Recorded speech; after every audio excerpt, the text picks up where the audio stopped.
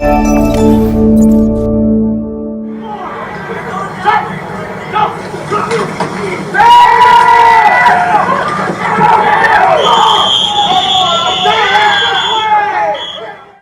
Stevens here, a dream come true. I always wanted to get into the Hall of Fame, and here I am. And Kimberly Bowden joins me. And Kimberly, what is it like to be the curator of a place that has so much majesty and magic as far as the history of the college football world? Well, it's an incredible privilege, and I'm actually not the curator. We actually have two full-time historian and curators on site that catalog all of our artifacts and just keep track and make sure we're collecting things as we go to celebrate and preserve the game.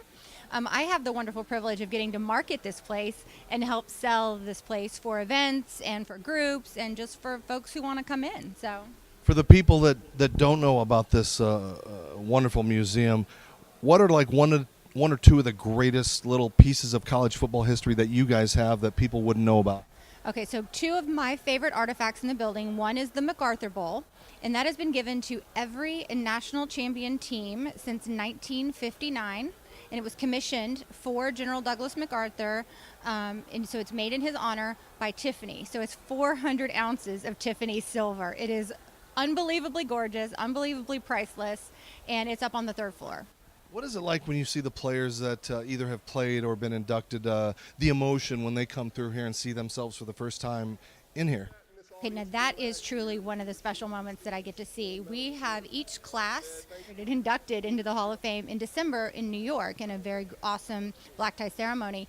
But then they come here at the end of the month, and they get to be in the Hall of Fame Rotunda. They get to see their viewers. They get to look at, their highlights, and they're here as a class. So they're here together, and we unveil their blade, and it's just a camaraderie, and they're just giving each other a hard time. They're all what they look like then, and watching their old plays, and it's just a really special time. I think one of the most amazing things that I saw and I noticed when I came in, I think some people don't realize it, is the display of every single college football. And in fact, I found Augsburg University like a needle in a haystack, but just to see that, you realize, wow, there's a lot of history, but to see all these helmets really puts it in perspective.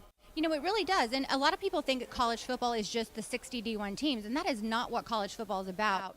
I mean, the athletes that play at the D2, D3, and even NAIA level play for the love of the game.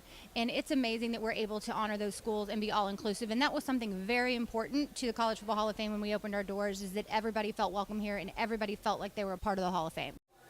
Not only did I find Augsburg University's helmet downstairs, but the best part, Coach Gilardi, the all-time winningest coach in the history of college football, who just recently passed away, is also enshrined here in the College Football Hall of Fame. And I stumbled on this little gem, the original Paul Bunyan Trophy, awarded to the winner of the Wisconsin-Minnesota game, which Minnesota won this year for the first time in a long, long time. And for you band geeks out there, this is an actual trombone from the Stanford Cal game in 1982. Oh, the band is out on the field. He's going to go into the end zone. He's going into the end zone. The Bears have won. Final question, how do you get all this stuff? Where does it come from, and do you loan it?